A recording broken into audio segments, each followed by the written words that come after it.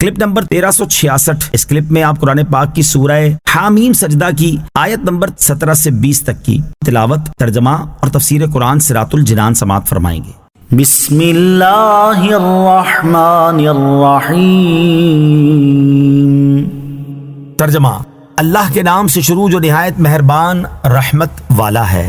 وَأَمَّا ثَمُودُ فَهَدَيْنَاهُمْ فَاسْتَحَبُّوا الْعَمَى عَلَى الْهُدَى فَأَخَذَتْهُمْ صَاعِقَةُ الْعَذَابِ الْهُونِ بِمَا كَانُوا يَكْسِبُونَ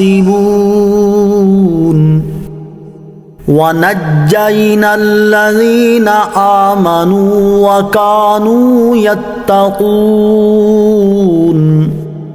ترجمہ، اور وہ جو سمود تھے تو ہم نے ان کی رہنمائی کی تو انہوں نے ہدایت کی بجائے اندھے پن کو پسند کیا، تو ان کے اعمال کے سبب انہیں ذلت کے عذاب کی کڑک نے آ لیا اور ہم نے انہیں بچا لیا جو ایمان لائے اور ڈرتے تھے۔ وَأَمَّا ثَمُودُ فَهَدَيْنَاهُمْ، اور وہ جو سمود تھے تو ہم نے ان کی رہنمائی کی۔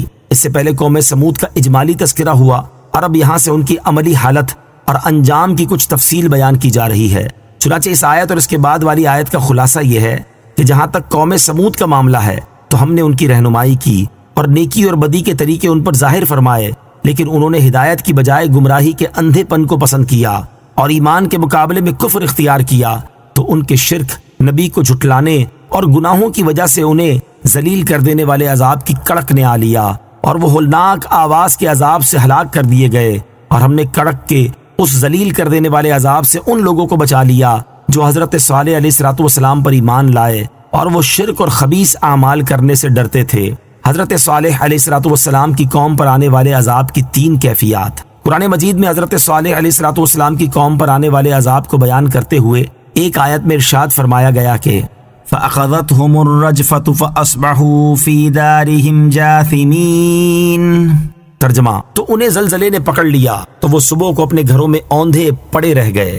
اور دوسری آیت میں ارشاد فرمایا گیا کہ وَأَخَذَ الَّذِينَ ظَلَمُوا الصَّيْحَةُ فَأَصْبَحُوا فِي دِيَارِهِمْ جَاثِمِينَ۔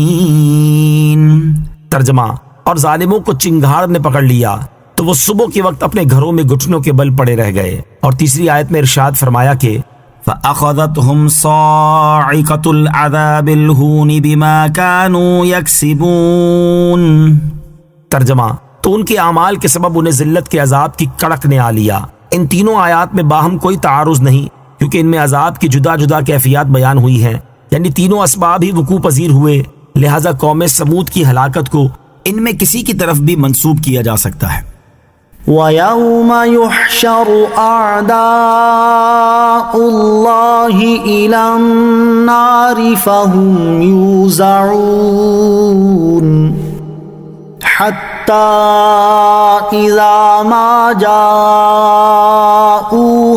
شَهِدَ عَلَيْهِمْ سَمْعُهُمْ وَأَبْصَارُهُمْ وَجُلُودُهُمْ بِمَا كَانُوا يَعْمَلُونَ۔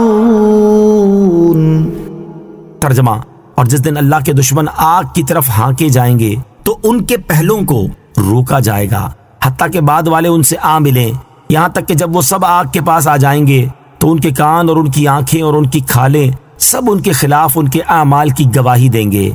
وَيَوْمَ يُحْشَرُ أَعْدَاءُ اللَّهِ إِلَى النَّارِ، اور جس دن اللہ کے دشمن آگ کی طرف ہانکے جائیں گے۔ گزشتہ آیات میں کفار کے دنیاوی عذاب کا بیان ہوا اور اب یہاں سے کفار کا اخروی عذاب بیان کیا جا رہا ہے۔ چنانچہ اس آیت اور اس کے بعد والی آیت کا خلاصہ یہ ہے کہ اے حبیب صلی اللہ تعالی علیہ وآلہ وسلم، آپ اپنی قوم کے سامنے اس وقت کا ذکر فرمائیں جب قیامت کے دن پہلے اور بعد والے تمام کافروں کو انتہائی ذلت کے ساتھ ہانک کر جہنم کی طرف لے جایا جائے گا، اور ان میں سے جو کافر دوزخ کے کنارے پر پہنچ جائیں گے انہیں روک دیا جائے گا یہاں تک کہ پیچھے رہ جانے والے کفار ان کے پاس آ جائیں، اور جب یہ کافر جہنم کے کنارے پہنچ جانے والے کافروں کے پاس پہنچیں گے تو ان کے کان اور ان کی آنکھیں اور ان کی کھالیں سب اللہ تعالیٰ کے حکم سے بول اٹھیں گے، اور انہوں نے ان اعضاء سے دنیا میں جو عمل کیے ہوں گے وہ سب بتا دیں گے۔